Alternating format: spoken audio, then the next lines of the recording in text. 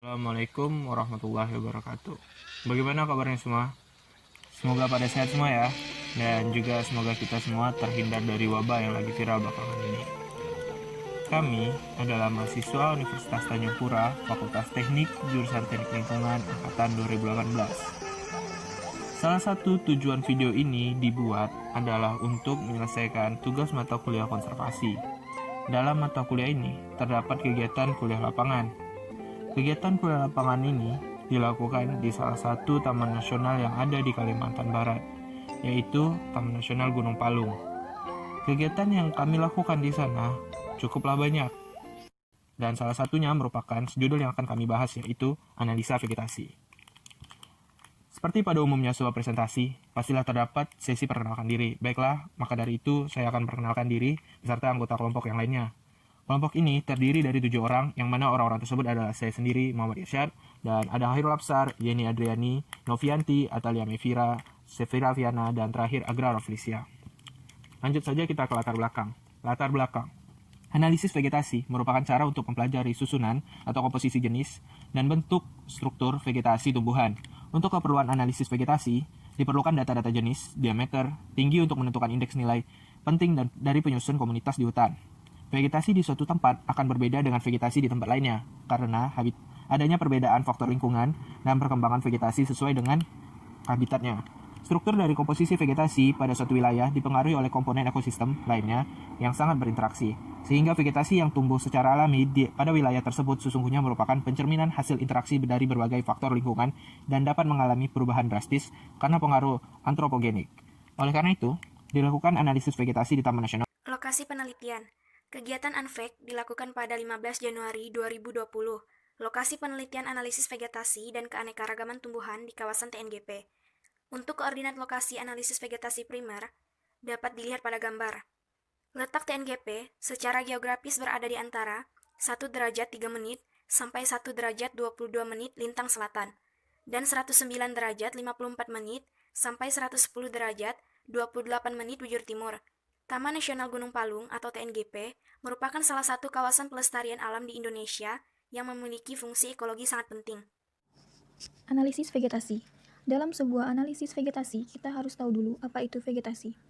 Vegetasi adalah istilah untuk keseluruhan komunitas tumbuhan di suatu tempat tertentu. Vegetasi ini terdapat dalam 4 tingkatan, yaitu pohon, tiang, pancang, dan semai. Analisis vegetasi ini dapat dilakukan di hutan primer dan hutan sekunder. Dalam melakukan analisis vegetasi ini, terdapat juga beberapa metode yang harus kita ketahui. Yang pertama, ada metode estimasi visual. Metode ini dilakukan pada titik tertentu yang selalu tetap letaknya, misalnya selalu di tengah atau di salah satu sudut. Estimasi visual dilakukan berdasarkan pengamatan visual atau dengan cara melihat dan menduga parameter yang akan kita amati. Metode estimasi visual memiliki kelemahan, yaitu hanya layak dilakukan oleh orang yang berpengalaman. Yang kedua, ada metode kuadrat. Kuadrat adalah salah satu luas yang dinyatakan dalam satuan kuadrat, misalnya meter kuadrat, sentimeter kuadrat, dan sebagainya. Tetapi, bentuk petak contoh dapat berupa segi 4 kuadrat, segi panjang, atau sebuah lingkaran. Tetapi, dalam pelaksanaan di lapangan, yang sering digunakan adalah bujur sangkar. Selanjutnya, yang ketiga yaitu metode garis. Metode garis atau rintisan adalah petak contoh memanjang yang diletakkan di atas sebuah komunitas vegetasi. Yang terakhir, metode titik. Metode titik merupakan suatu variasi metode kuadrat.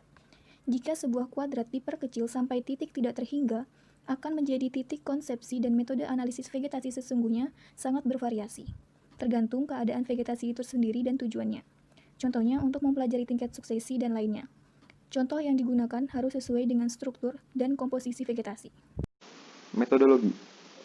Yang pertama ada alat dan bahan.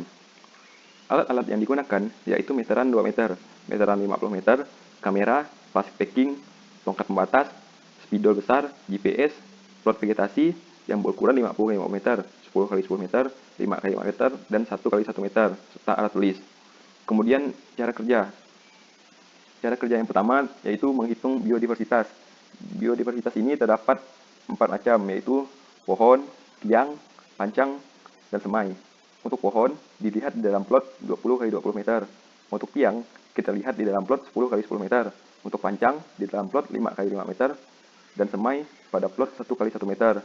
Kemudian dihitung jumlah individu yang terdapat di dalam plot-plot tersebut, kemudian dicatat. Yang kedua, mengukur lebar kanopi tumbuhan.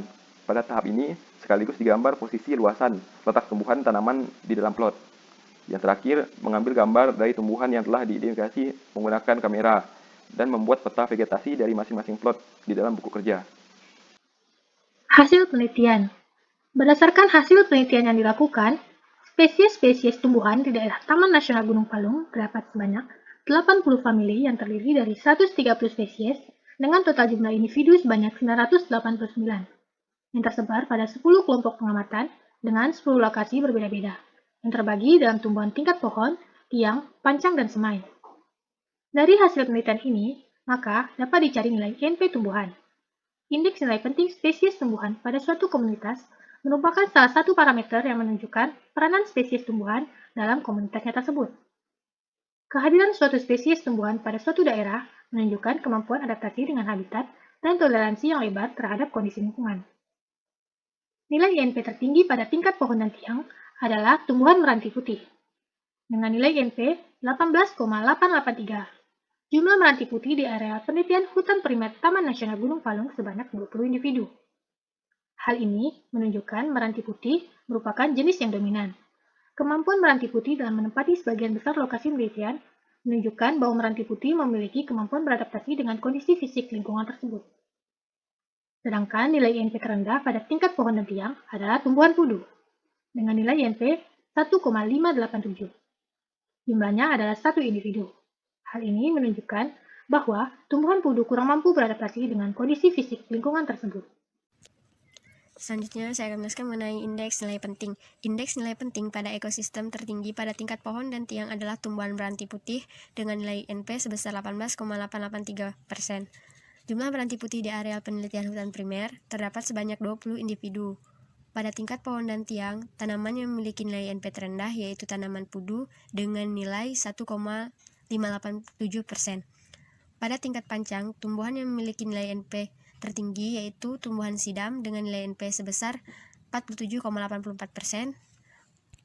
Sedangkan tumbuhan yang memiliki nilai INP terendah yaitu tanaman gerunggang dengan nilai INP 2,52%. Pada tingkat semai, tanaman yang memiliki nilai INP tertinggi yaitu tumbuhan keladi hias sebesar 19,32%. Sedangkan jenis tumbuhan yang memiliki nilai INP terendah yaitu trilium putih dengan nilai INP 1,06%.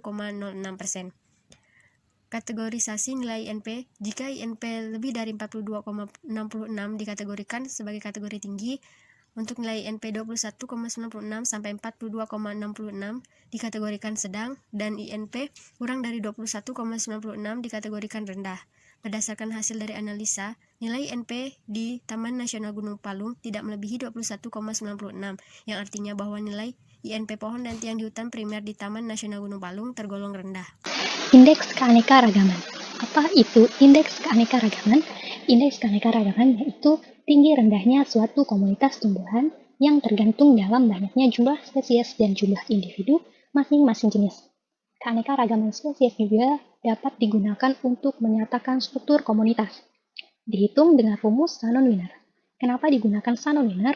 Karena untuk mengetahui keanekaragaman jenis vegetasi dapat digunakan dari rumus ini. Dengan rumus H petik atau indeks keanekaragaman Shannon-Wiener sama dengan minus sigma PI ln PI, di mana PI ini adalah hasil bagi dari jumlah individu jenis ke I dibagi dengan jumlah individu seluruh jenis. Nah, hasil perhitungan yang didapatkan ternyata digunakan dalam menentukan besar keanekaragaman suatu vegetasi. Dari penelitian yang telah dilakukan di Taman Nasional Gunung Palung pada 15 Januari 2020, ternyata indeks keanekaragaman Shannon-Wiener tergolong tinggi, yaitu dibuktikan dengan nilai yang telah dihitung, yaitu 9,57.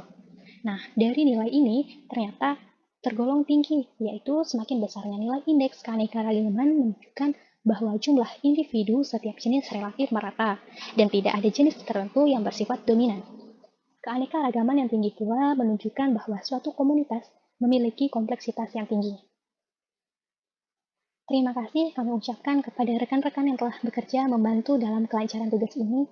Mohon maaf apabila kami terdapat kata-kata yang salah dan kurang berkenan dalam menyampaikan materi. Akhir kata, kami ucapkan terima kasih. Wassalamualaikum warahmatullahi wabarakatuh.